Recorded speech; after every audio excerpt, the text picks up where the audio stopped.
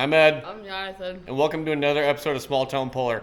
Today we're going to start to figure out what we broke in Waterloo, Iowa. We got back last night. I think I parked the trailer in here about 10:30. We unloaded him a little bit ago. We're going to get his kind of position where we need to so we can work on it. And then we're going to start trying to figure out what we all broke. I'm sure we damaged some things, hopefully nothing major.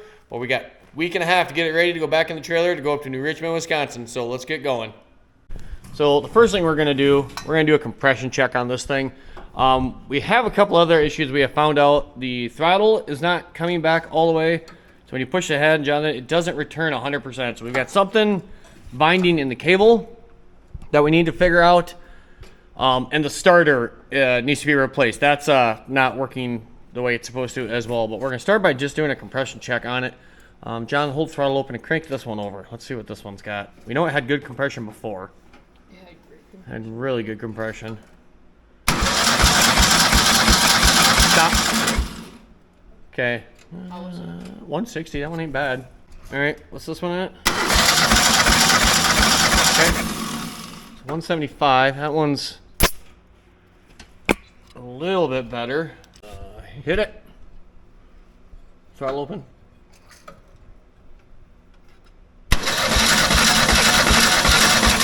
Okay, about 150. Let's see what this one is.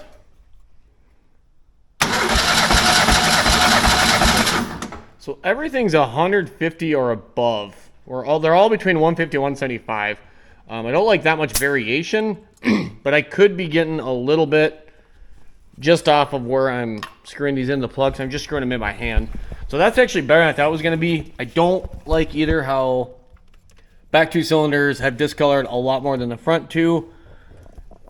There's something going on there. Jonathan, grab me the spark plugs right behind you. Here are the spark plugs we pulled out. I'm not great at reading methanol plugs, so I've already got to call into a guy to help me kind of figure this out a little bit. There's definitely some difference from front to back. But we definitely have something wrong with the tune.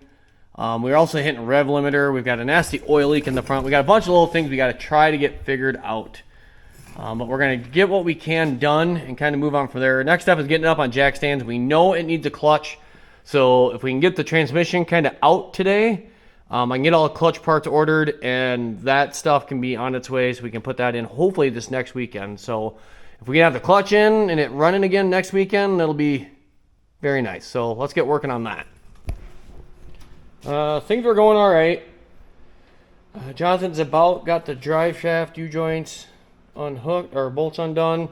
Transmission's undone. We're down to 2 bolts on the bell housing. We got to undo the motor mounts yet. The rear end is leaking out of the front. So we got that going for us. Actually, is it leaking out of the front or is it leaking out of the tail shaft of the transmission? I don't know. We're going to ignore that because it having fluid in it means it leaking fluid means there's still fluid in it. So we're going to, again, just ignore that for a minute and we're going to worry about everything else. So I think we just got, what are we down to? I think it's just the motor mounts. In that U-joint. And then, yeah, we got to jack up the transmission to be able to get the drive shaft out. So I think that's our next step. John, grab the block of wood that's behind the tractor. We'll jack it up and get the drive shaft out. Okay, go right there. Go right there. Hold on. You got a little bit of pressure on it. Oh, right there. Bolt out a little bit. Back that one out a little bit over there. It's unloosened? Yeah, it's unloosened. It's good. Don't hit anything. Yep, hit it.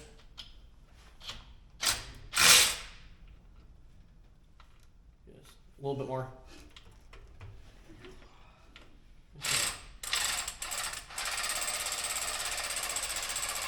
All right. Ready? We're gonna have to pull that up over top. It come out some? Yeah, it's out on this side. Okay, so I can see through it. take that one out a little bit more.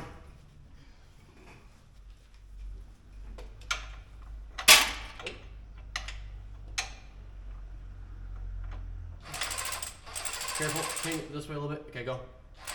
More. Oh, we go to the other side. Yeah, just be careful because the head will go back. The head of the ratchet will hit right there. Yeah. So you just gotta be a little careful. Alright, let's see if we can't get it back a little farther.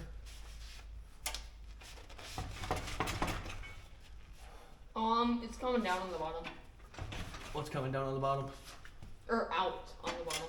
Yeah, that's fine. You can get it out though. I think we're gonna have to just take them on all the way, and we're just gonna have to be careful. We can lift right here and right here, and we're gonna just try to slide straight back now.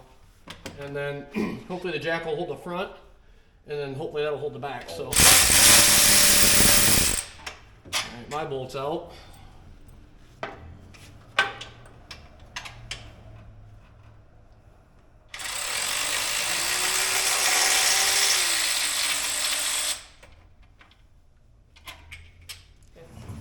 Alright, let's try to just kind of grab the transmission on the bottom. Like kind of right here, we're just going to kind of wiggle it back and forth, slide it back. Oop, oop, no, I forgot the plate don't come with. I think that bad boy is about out. We can lift it up. Alright, Yeah, we can lift it up now. can you come over here and switch me spots because I cannot grab. Where's the dang? I might be able to just pick that up. I don't think this thing is too terribly heavy. Just kind of hold it right here and balance it. Let me go around there. See if I can't trip on the jack and pull that thing out. I can pull it out. See? No. Just grab here. Yeah. Let me see once. Over top of that. Huh. Let's see what this looks like. It was definitely slipping all the way down the track, so I can't believe it's gonna be great. Man, we have plenty of room now. You know, there's room for activities behind the motor. He doesn't need to drive. Let's put the drive shaft right here. We'll push start it. Those look like they got hot. Two left. Uh-oh. Oh, that's a lot of dust. Alright, let's see. Let's see. Survey says that's junk.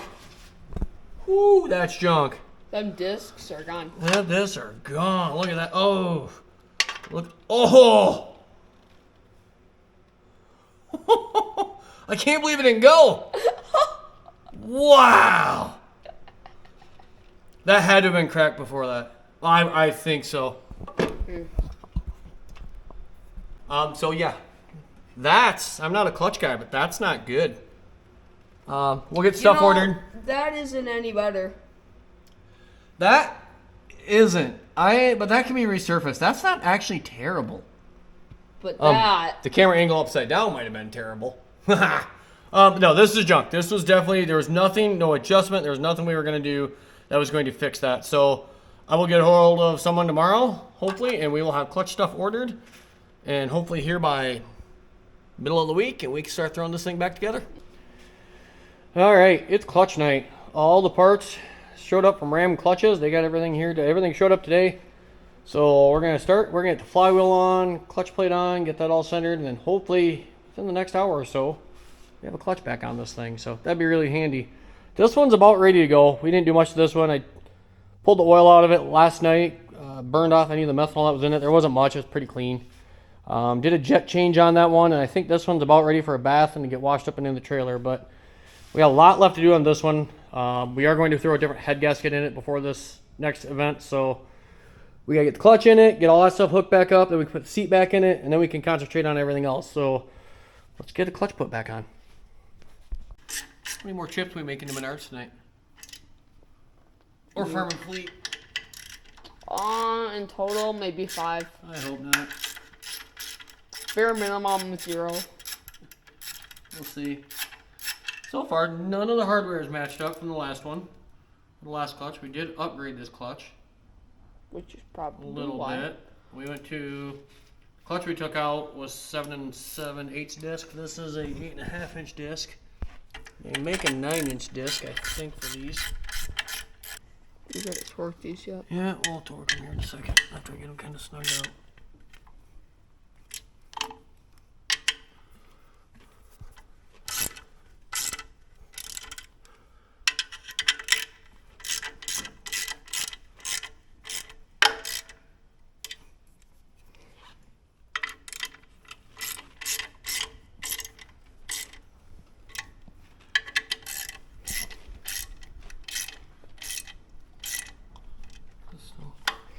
Good there. Well, it's got a transmission again. It's a little bit of a fiasco. Me trying to told John I was just going to try to pick it up and put it in my hand without the help of a jack, and that didn't work. So we used a jack. Got it in. Everything seems like it went in okay. Everything seems like it lined up. While we had it jacked up in the back to put the transmission on, we threw the drive shaft back in. Jonathan's tightening that right now. So he gets that done. We can actually put... Actually, he gets that done. We can actually bolt the motor in, the transmission in, drive shaft cover in, seat in, and then we may call it a night. After that, we'll see. But if we can have the transmission or the clutch and everything in tonight, I think we'll be okay and all that stuff, put that together. That would be kind of nice to have that done. We can't forget to charge the battery too. Oh, yeah. But I think he's going to work on that while I work on hooking up the clutch and stuff on the other side. We do have, like I say, everything seemed like it went together okay. We did buy a new throwout bearing for it. So hopefully I can get that set and we'll be good to go. And like I say, you can get that all in and we'll have a working drive line again tonight, hopefully. So only for like the third or fourth time. Only for like the third or fourth time. Hopefully we make more than one pass with it before we have to tear the whole drive line back apart. That's our goal. We'll see what happens. This morning we actually pulled the head and everything off, and we went to a different head gasket and we changed over to studs, ARP studs in the head. It did just have a stock gasket in it, and I knew that was going to be a weak point at some point. With it being a dry block, I wasn't too concerned if we blew a head gasket. However, we had the time, and I had an MLS head gasket, so we did put that in. John worked on putting the studs in. He's next going to go. He's going to put the nuts on. We're going to torque all that. I'm going to start hooking up the oil feed line, the oil drain line to the turbos, fuel line. We got a lot of little stuff we got to hook up. And then the last thing we got to do is, with going to the MLS head gasket, we need to actually retime the camshaft, which doesn't take much. And we got to figure out the oil leak. At Waterloo, it leaked pretty bad out of the front of the motor. It looks like, if you look at the gasket, it's leaking right around here. It's just puking oil out. So we got to figure out something with the gasket to get this thing to seal, because we cannot keep puking oil. You can see the pulley up here is all just full of oil. The belt's full of oil.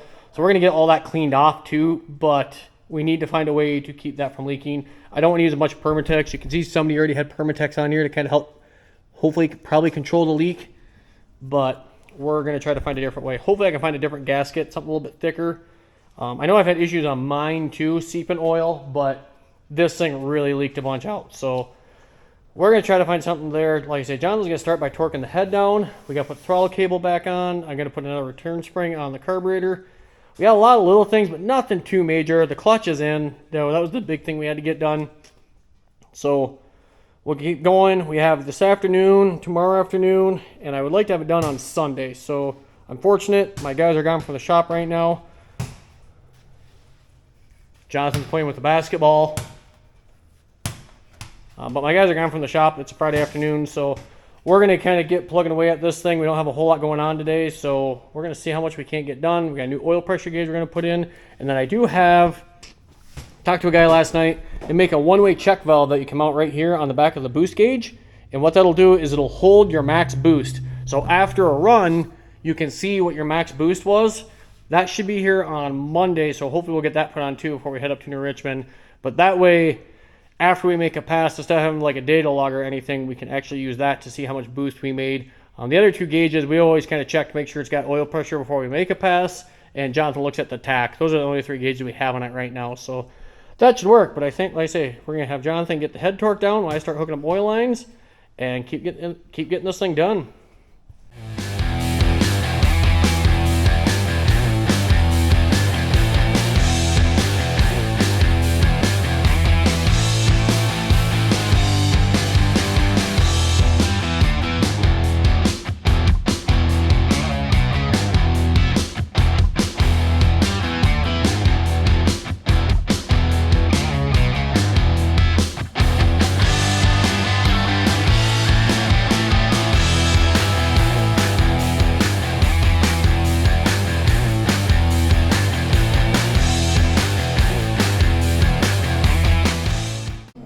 So we're back at it. We're going to try to finish up today. I don't think it'd be too bad. The biggest thing is we just got to get this valve cover figured out. There is way too much play up around the front of it. We gotta get the gasket to seal, otherwise it's just gonna keep puking oil. Jonathan's gonna pull off the rest of that front cover, and we're gonna try to clean up the front of the pulleys and everything, get all that stuff cleaned with some brake clean. Valve covers the main thing, and then we gotta get the throttle hooked up. We're gonna put a second return spring on it. The second one we had put on it before didn't really work, so we're gonna put a different one on there. I think those are the two main things though, aren't they? I think past that, we'll do another compression check on it now that we put a different head gasket in it, and then we'll put it down on the ground if everything checks out good there, and we will fire it up, and then probably take a couple degrees of timing out of it for New Richmond and try to make a pass. I think I've got it at 20 now, or we're gonna back it off to like 18 or 17 and see what it does for a pass. So we were getting ready to put the valve cover on, and we were kind of fitting the new gasket, and the bolts that are holding it down are right on the edge of not being, or being too long. And I kind of measured everything, and I think they probably were working, but they were going to be, like I say, I don't know if they were fully compressing the gasket, which would also help it leak. And so we're out at the hardware store trying to get some shorter bolts, and all of a sudden Jonathan goes, he's like, you know, it'd be a lot better if there were studs in there, because then it wouldn't matter. And I'm like, you know, that's a great idea. So we were able to find these, so we're going to cut these in half, screw these down in. That'll let us, or make it so we can actually set the gasket down on there, and then we will know we will have it compressed all the way. So Jonathan actually had a pretty good idea there. Like I said, we're gonna have to cut these down, but that'll be a lot nicer when it comes to mounting the valve cover and gasket. So we're gonna cut all of them, get them ready, and then we should be able to mount the valve cover for the last time. So hopefully this works. And the valve cover is finally back on. We ended up putting a little RTV around that front, because I know that was leaking. We kind of set the cover on, make sure it's sealed. So I think we should be good there. The studs worked out really good. It can be a little bit of a bear to put the nuts on right there, but you know what? It worked. So very happy with that. Next, I need to make a bracket that comes off of here. I just drilled a hole right here in the carburetor linkage. I got make a bracket that comes off here and sticks out to put another spring in there. Just to have a little more pullback on the carburetor. So that's gonna be my next thing. Jonathan needs to work on doing a little bit of cleaning. All right, time to finish this thing up. We're supposed to load them. Initially, again, I wanted to load them today, and again, we are not loading them today. Weather is really crappy. They're calling for some cold weather. There is a slim chance we leave Thursday to go up to New Richmond. I think there's a slim chance we're loading these things Thursday morning. That should be all right. I don't see any reason. They load pretty easy as long as they all drive in the trailer. They don't take much to load. We have all the chains and tie straps in the trailer kind of set for all the tractors, so not a big deal there. The biggest thing is we do have a one-way valve that's going to go in here. That don't show up till tomorrow, so we won't put that on today.